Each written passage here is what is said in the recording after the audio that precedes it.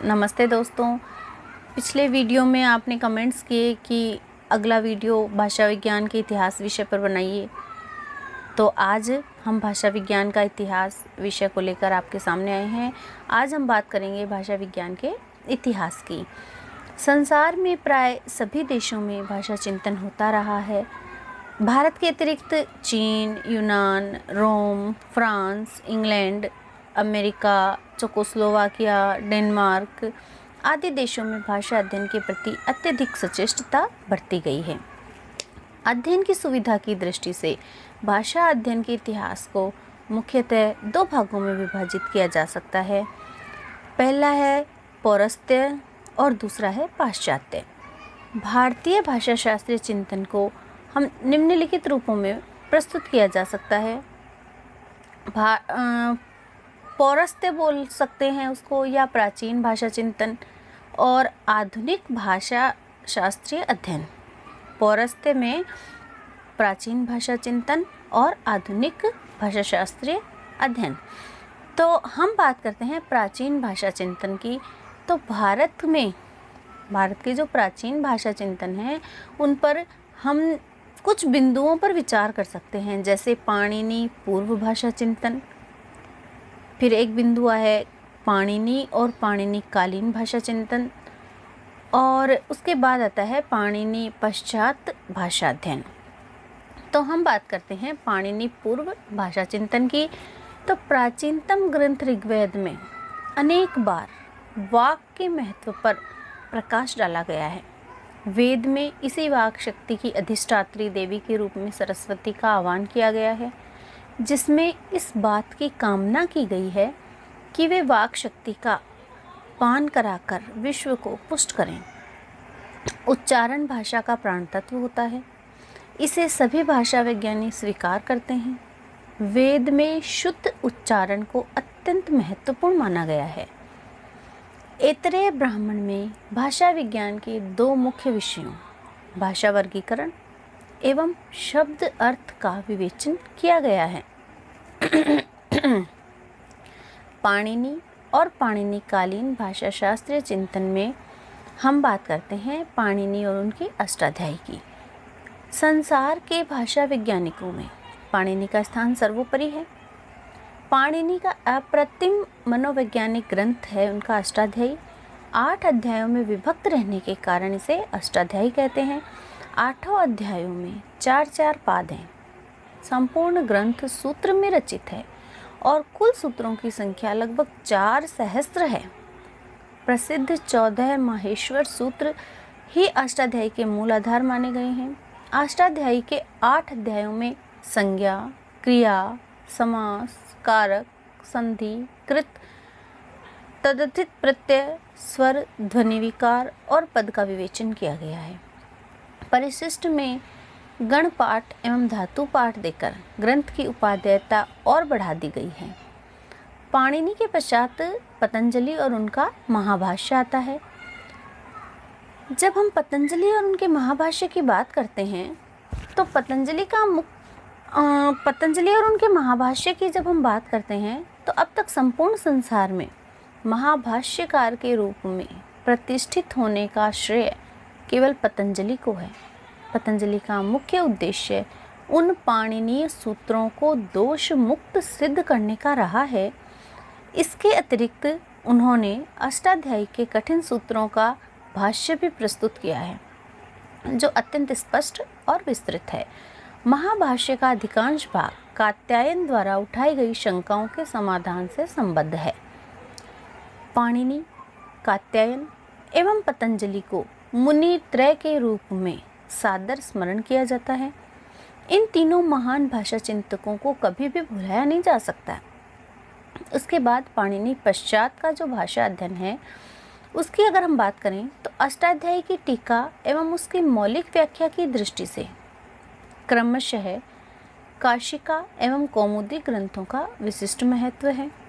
कौमुदी ग्रंथों में सिद्धांत कौमुदी एवं लघु कौमुदी प्रसिद्ध है। मंडन मिश्र प्रसिद्ध भाषा चिंतक थे। उन्होंने स्फोट सिद्धि नामक ग्रंथ की रचना की। आप आदि जगत गुरु शंकराचार्य के समकालीन थे, पर कुछ लोग शंकराचार्य का समय कुछ भिन्न मानते हैं। ऐसा मानना उचित नहीं प्रतीत होता। मंडन मिश्र और शंकराचार्य इससे पहले हुए थे। पाणिनि, पतंजलि पश्चात के भाषा शास्त्रियों में वाक्य पद्यकार भर्तृहरि, जो कि 7वीं शताब्दी मानी जाती है, उनका स्थान अच्युत है। न केवल प्राचीन भाषा शास्त्र की दृष्टि से भर्तृहरि महान है, अपितु आधुनिक भाषा विज्ञान भी उनके चिंतन से अत्यधिक प्रभावित है। 3 कांडों ब्रह्मकांड, वाक्यकांड और पदकांड में विभक्त वाक्यपदीय भाषा विज्ञान का एक उत्कृष्ट ग्रंथ है।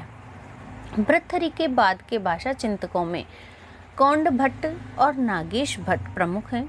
नागेश ने अपने शब्देंदु शेखर, परिभाषेंदु शेखर, स्फोटवाद एवं व्याकरण सिद्धांत मंजूषा ग्रंथों का बड़ा ही सूक्ष्म विवेचन किया है। अब बात करते हैं हम पाश्चात्य भाषा विज्ञान की।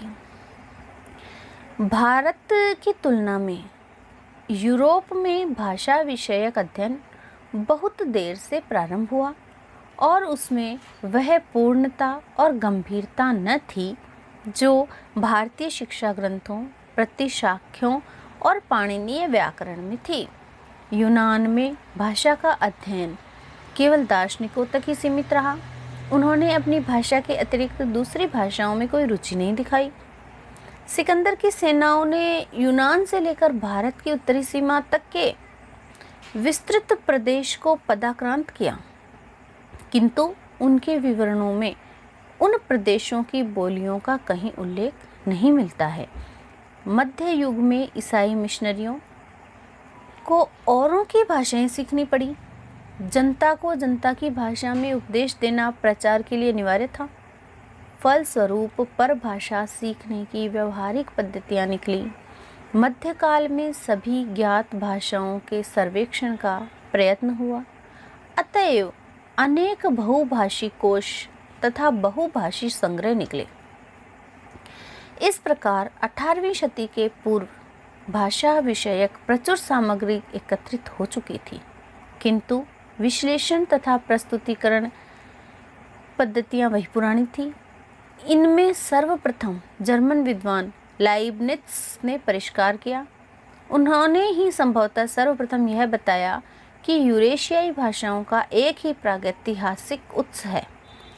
इस प्रकार 18वीं शती में तुलनात्मक ऐतिहासिक भाषा विज्ञान की भूमिका बनी, जो 19वीं शती में जाकर विकसित हुई। संक्षेप में 19वीं शताब्दी से पूर्व यूरोपीय भाषाओं का जो अध्ययन किया गया वह भाषा वैज्ञानिक की अपेक्षा तार्किक अधिक, रूपात्मक की अपेक्षा संकल्पनात्मक अधिक और वर्णनात्मक की अपेक्षा विध्यात्मक अधिक था। अब 19वीं शती की बात करते हैं अगर हम, तो 19वीं शती ऐतिहासिक तुलनात्मक भाषा विज्ञान का काल था। 19वीं शती में ऐतिहासिक तुलनात्मक भाषा विज्ञान का युग भी कह सकते हैं इसे। इसके प्रारंभ का श्रेय संस्कृत भाषा के पाश्चात्यों के परिचय को है। तुलनात्मक भाषा विज्ञान का सूत्रपात एक प्रकार से उस समय हुआ जब 2 फरवरी 1786 को सर विलियम जोन्स ने कलकत्ते में यह घोषणा की कि संस्कृत भाषा की संरचना अद्भुत है। वह ग्रीक से अधिक पूर्ण, लैटिन से अधिक समृद्ध और दोनों से ही अधिक परिष्कृत है। फिर भी इनका दोनों से घनिष्ठ संबंध है। उन्होंने देखा कि संस्कृत की एक ओर ग्रीक और लैटिन तथा दूसरी ओर गॉथिक केल्टी से अधिक समानता है कि निश्चय ही इन सब का एक ही स्रोत रहा होगा। यह पारिवारिक धारणा इस नए विज्ञान के मूल में है। इस दिशा में पहला सुव्यवस्थित कार्य डेनमार्क वासी रास्क, जो कि 1787 से 1832 के लगभग का जो समय है उनका, रॉस्क ने भाषाओं की समग्र संरचना की तुलना पर अधिक बल दिया। रॉस्क और ग्रीम ने स्वन परिवर्तनों पर प्रकाश डाला। बॉप ने मुख्यतः रूप प्रक्रिया का आधार ग्रहण किया। रॉस्क, ग्रीम और बॉप के पश्चात मैक्स मुलर जो कि 1823 से 1900 तक का समय, और श्लाइखर जिनका 1823 से 68 के का जो समय है के नाम विशेष रूप से उल्लेखनीय हैं। ऐतिहासिक तुलनात्मक भाषा विज्ञान पर 20वीं सदी में भी कार्य हुआ। भारत यूरोपीय परिवार पर ब्रुगमैन और डेलब्रुक एवं हरमन हर्ट के तुलनात्मक व्याकरण महत्वपूर्ण ग्रंथ हैं।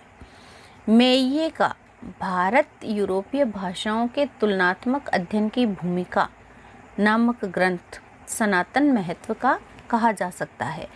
हिटाइट नामक प्राचीन भाषा का पता लगने के बाद भारत यूरोपीय भाषा विज्ञान पर नए सिरे से कार्य प्रारंभ हुआ। भारत यूरोपीयतर परिवारों पर ऐतिहासिक तुलनात्मक कार्य हो रहा है।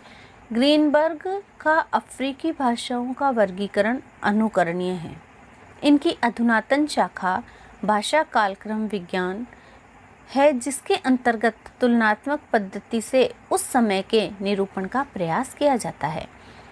जब किसी भाषा परिवार के दो सदस्य पृथक हुए थे, अमेरिकी मानव विज्ञानी मॉरिस स्वेडिश इस प्रक्रिया के जन्मदाता हैं। यह पद्धति रेडियो रसायन द्वारा ली गई है। इसके पश्चात आता है 20वीं शती का वर्णनात्मक भाषा विज्ञान।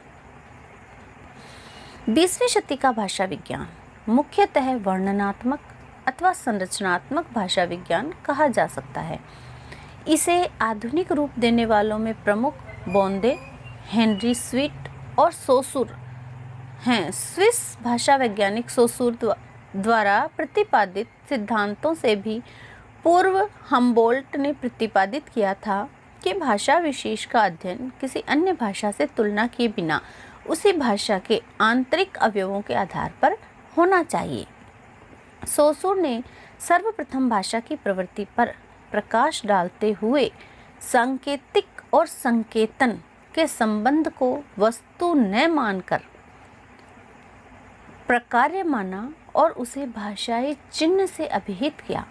चिन्ह यादृच्छिक हैं, अर्थात सांकेतिक का संकेतक से कोई तर्कसंगत संबंध नहीं है। जैसे हम देखें कि वृक्ष के लिए पेड़ कहने में कोई तर्क नहीं है। प, ए, ड स्वनों में कुछ ऐसा नहीं है कि वह वृक्ष का ही संकेतक हो। यह केवल परंपरा के कारण है। इसके अतिरिक्त चिन्ह का मूल्य भाषा में प्रयुक्त पूरी शब्दावली के परिप्रेक्ष्य में होता है, अर्थात उसके विरोध से होता है। भाषा का इन्हीं विरोधों की प्रकार्यता पर निर्भर रहना वर्णनात्मक भाषा विज्ञान का आधार स्तंभ है। सोसूर का महत्व संरचनात्मक भाषा विज्ञान में क्रांतिकारी माना जा सकता है। बाद में यूरोप के अनेक स्कूल कोपेनहेग, प्राहा, लंदन तथा अमेरिका के भाषा वैज्ञानिक संप्रदाय इनके कुछ मूल सिद्धांतों को लेकर विकसित हुए। धन्यवाद। आगे की बात अगले वीडियो में